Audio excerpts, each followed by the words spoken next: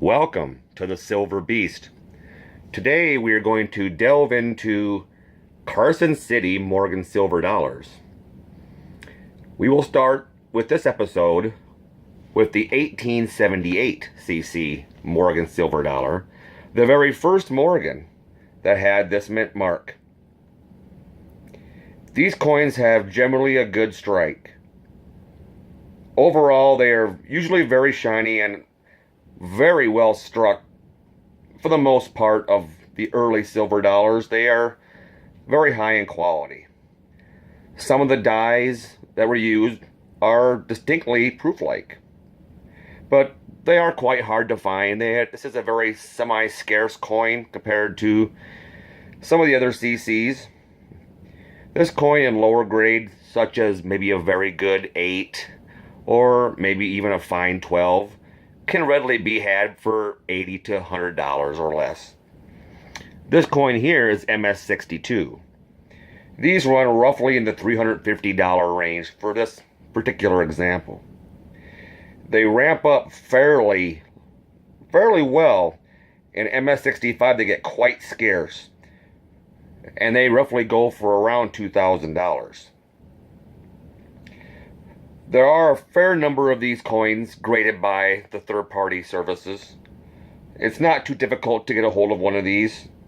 They are a little expensive for the average person, but if you want to get a lower example, under $100 is certainly possible.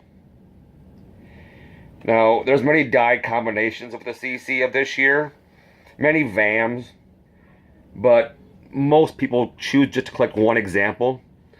And this would be a fine example for a typeset, as these coins are very well struck, and even though they are not the cheapest of the CC Morgans, they also have the distinction of being the first year.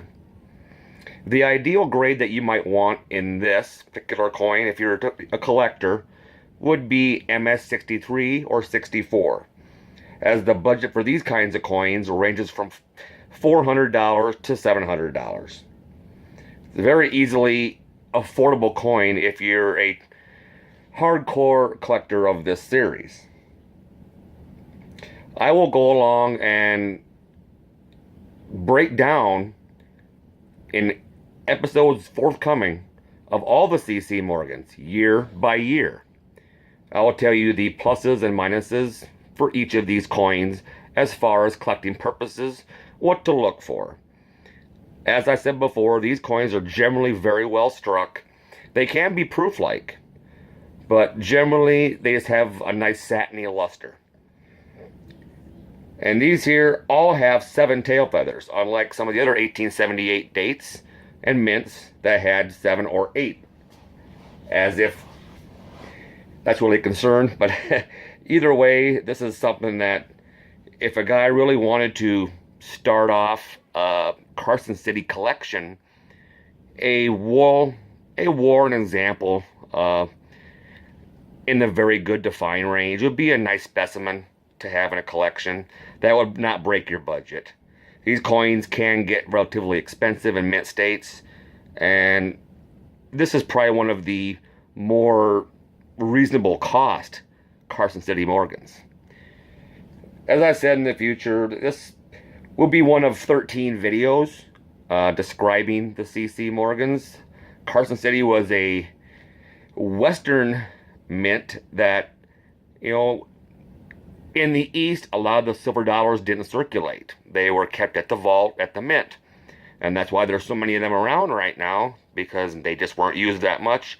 And they came out of the mint in the 1960s and 70s in sparkling brand new condition, besides the regular bag marks you see. Carson City dollars were kind of a mixture. A lot of them circulated. That's why you see a very large contingent of people collect these, because real life cowboys and Indians and all kinds of miscreants and outlaws and sheriffs and everything, they use these silver dollars, and it's kind of a harken back to our history. I believe that a Carson City collection will appreciate in value over time, especially if it's in mint state. There are a few coins that I will delve into that are extremely expensive in mint state. And in this case, unless you are a well-heeled investor or a well-heeled collector, your best bet is to probably just settle for a very good to fine example in those cases. That will be in upcoming videos. But as you look at this 1878 CC, you can see the reverse here. There's the CC at the bottom. Right under the laurel wreath there and the eagle. See, it's got the concave chest. And this guy has kind of a somewhat of a proof-like reverse. But overall, these kinds of coins are very popular. And hopefully we'll see more of these in the future as people get back into collecting more and more of our heritage. As always, subscribe to this channel to watch more of my videos, especially since I'm going through all 13 of the CC Morgans. And I'll be doing those every week or two, trying to get everything broken down and show you all the different dates and mint marks that you can collect in this particular short set that's quite enjoyable. For the Silver Beast, signing off.